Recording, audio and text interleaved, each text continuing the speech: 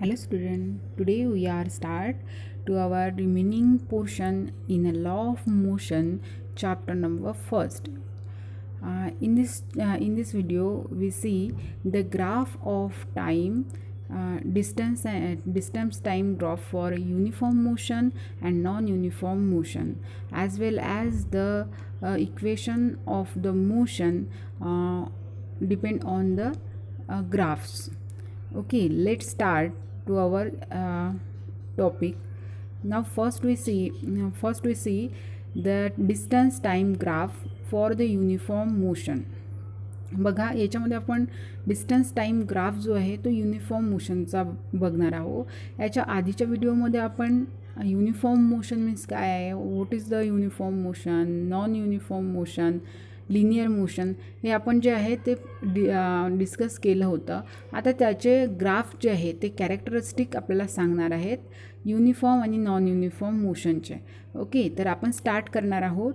Uniform मोशनचा first graph जो आहे तो घेऊयात. मोशन जे आहे ते डिस्टन्स आणि टाईम पाहिजे असतो. कोणतंही युनिफॉर्म मोशन असो किंवा नॉन युनिफॉर्म मोशन असो, आपण डिस्टन्स किती कवर झालं किंवा युनिफॉर्म मोशन आहे की नॉन युनिफॉर्म मोशन आहे हे कसंच ठरवणार, तर डिस्टन्स कसं आणि किती कवर झालं याच्यावरून आपण ते ठरवत असतो. आणि त्यासाठीच आपल्याला हा ग्राफ जो आहे तो आपल्याला बघायचा आहे. या ग्राफमध्ये बघा तुम्ही, या ठिकाणी तुम्हाला डिस्टन्स अँड टाईमचा काय दिला आहे, टेबल दिलेला आहे. Here given the table time and distance. Okay, you see in a horizontal axis, here x is denote the time.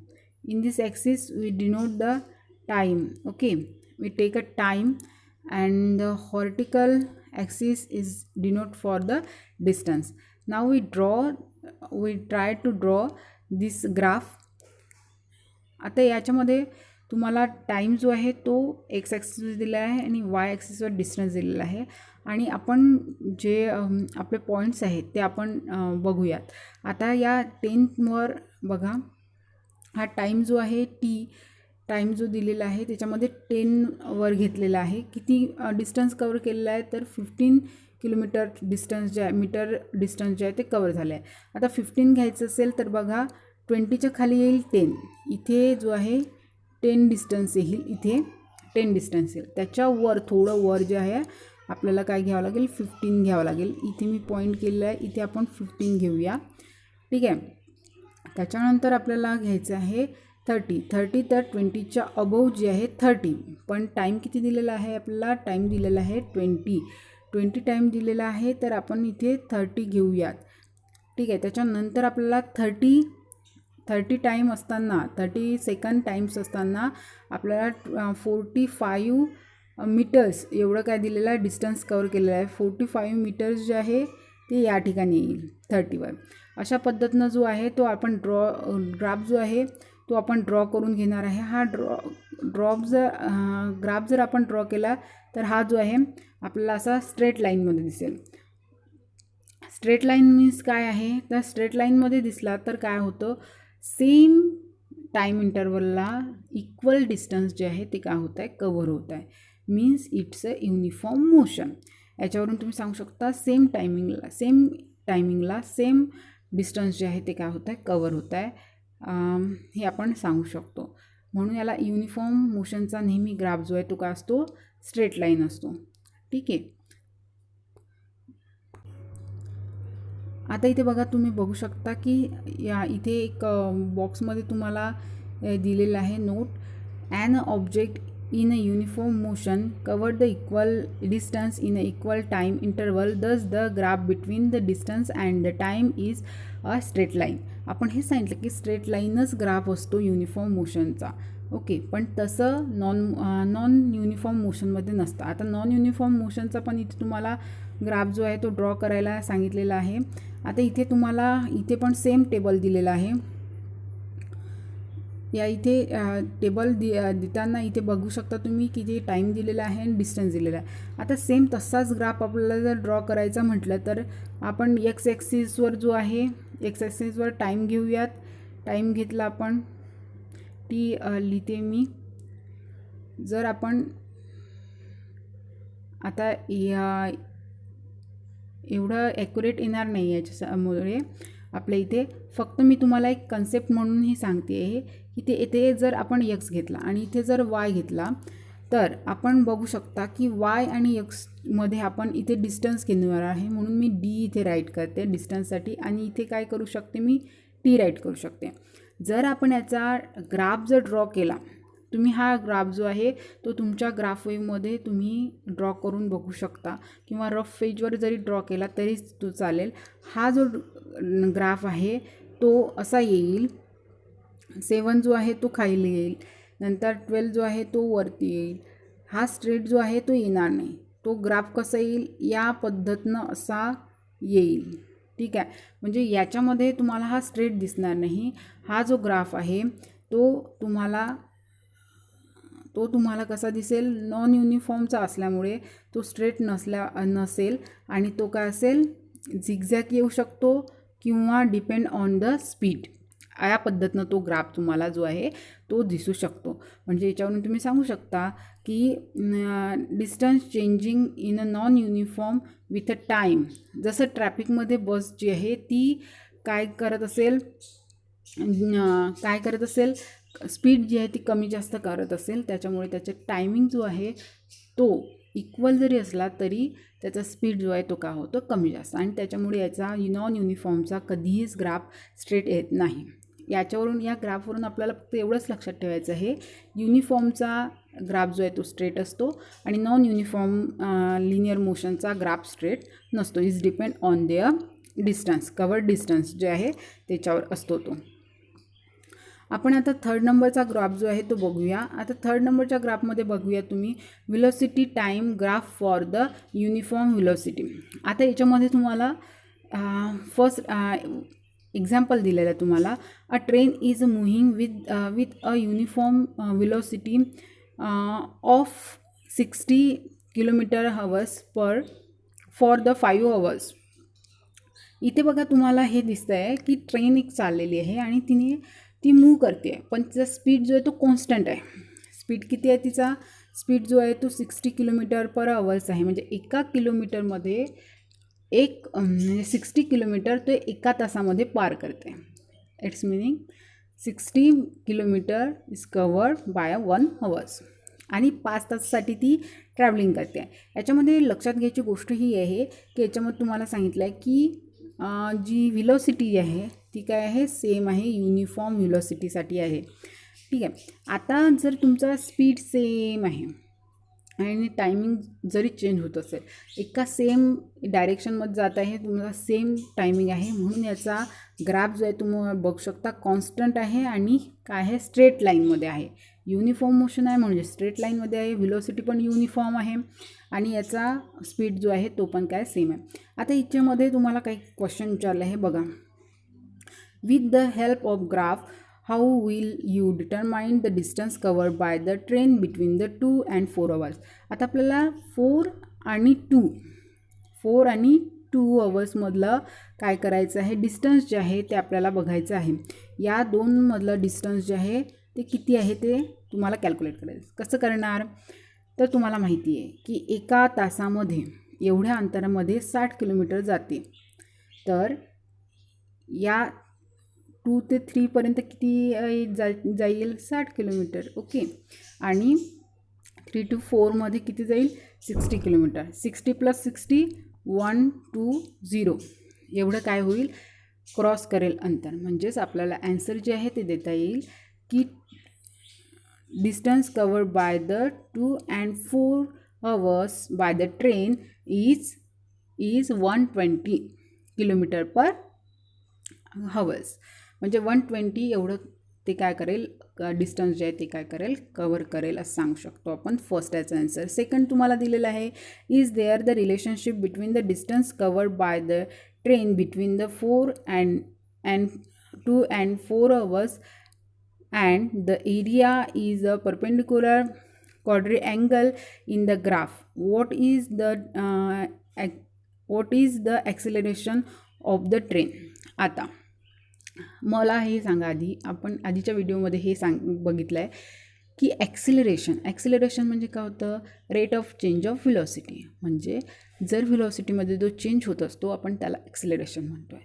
आता इथे तुम्ही बघू शकता या ग्राफमध्ये ॲक्सिलरेशन होत आहे का, नाही. म्हणजे इथे ॲक्सिलरेशन होत नाही आहे, म्हणजे इथे ॲक्सिलरेशन काय आहे, 0 आहे. व्हेलॉसिटीमध्ये चेंजेस होत नाही आहे म्हणून ती काय आहे, 0 आहे. आणि इथे तुम्हाला हे केलेलं आहे की रिलेशनशिप काय आहे या दोनमध्ये.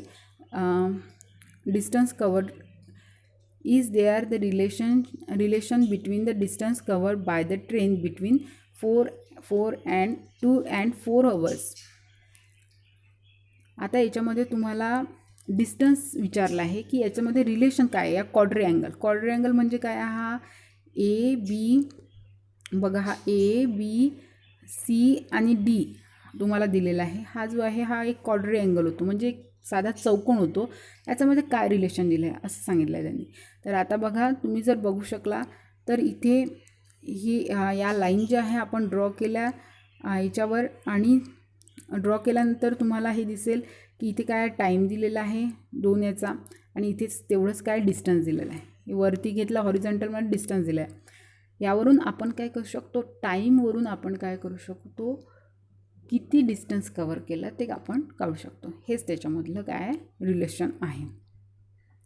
त्याच्यानंतर आपण बघू शकता की आपल्याला नेक्स्ट जो ग्राफ आहे तो दिलेला आहे, तो आहे velocity time graph for uniform acceleration. आता इथे काय आहे, युनिफॉर्म ॲक्सिलरेशन.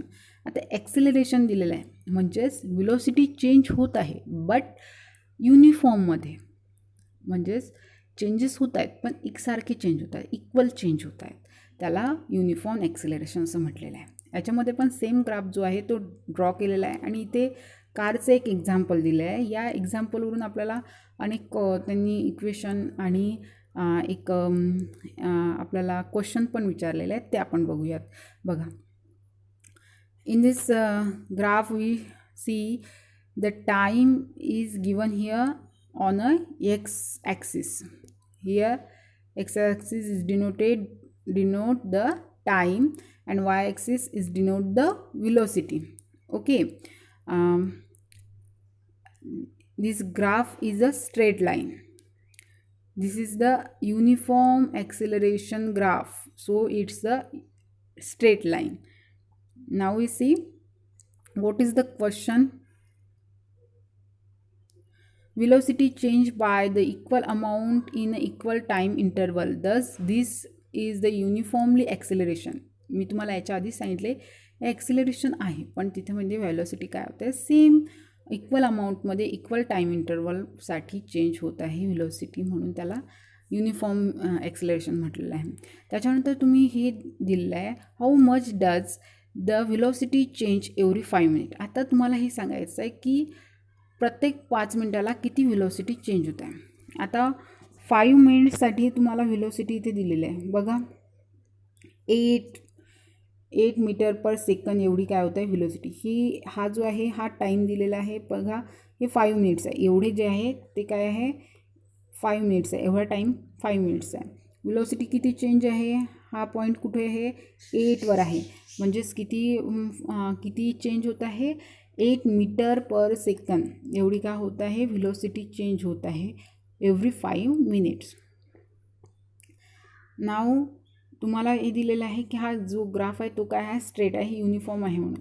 तेच जर ग्राफ जो आहे नॉन युनिफॉर्म ॲक्सिलरेशन असेल, मोशन असेल तर याचा युनिफॉर्म ग्राफ नसेल, आणि नॉन युनिफॉर्म ॲक्सिलरेशनचा ग्राफ जो आहे तो काय असतो तो जो आहे त्याची आपण डेफिनेट शेप नाही सांगू शकत, म्हणजे जो स्ट्रेटच राहील असं नाही सांगू शकत. Is depend on their speed, म्हणजे चेंज जो असेल त्याच्यावर असतो. बघा इथे दिलेलं आहे depend on how the acceleration change with the time, किती चेंज होत आहे त्याच्यावर तो काय असतो डिपेंड असतो.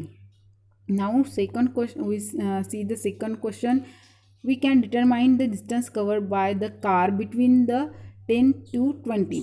आता आपल्याला हे सांगायचं आहे की 10 to 20मध्ये किती डिस्टन्स कवर केलेलं आहे कारने ते सांगायचं आपल्याला. बघा आता आपण ग्राफ बघूयात. 10 आणि 20 सेकंद. बघा हे इथे 10 आणि 20 सेकंद दिलेले आहेत. इथे आणि हे 20 सेकंड्स आहे. याच्यामध्ये डिस्टन्स किती कवर केलेलं आहे ते बघायचं आहे आपल्याला आणि ते कसं काढायचं ते सांगते मी. बघा याच्यामध्ये हा जो आहे बी पॉईंट जो आहे तो 20वरून गेलेला आहे. ठीक आहे. हा 32 एवढं डिस्टन्स कवर केलं जेव्हा 20 सेकंड होते आणि 10 सेकंड असताना 60 जे आहे मीटर पर सेकंड एवढं व्हेलॉसिटी काय होती चेंज होती. ओके. आता जर आपल्याला याचं डिस्टन्स काढायचं असेल तर आपल्याला करावं लागेल 32 प्लस 16 डिवायडेड बाय आपल्याला टाईम जो आहे तो करायचा आहे आणि त्याच्यानंतर आपल्याला काय मिळेल, आपल्याला व्हेलॉसिटी मिळेल किती चेंज झाली ते. बघूयात आपण ते कसं केलेलं आहे ते.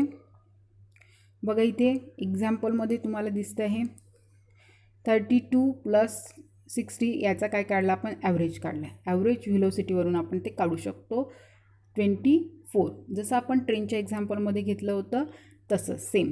पण आता इथे जर आपल्याला डिस्टन्स काढायचं असेल तर त्याला 10 सेकंदनं काय करावं लागेल, मल्टिप्लाय करावं लागेल आणि आपल्याला डिस्टन्स मिळेल. जसं आपण इथे केलेलं आहे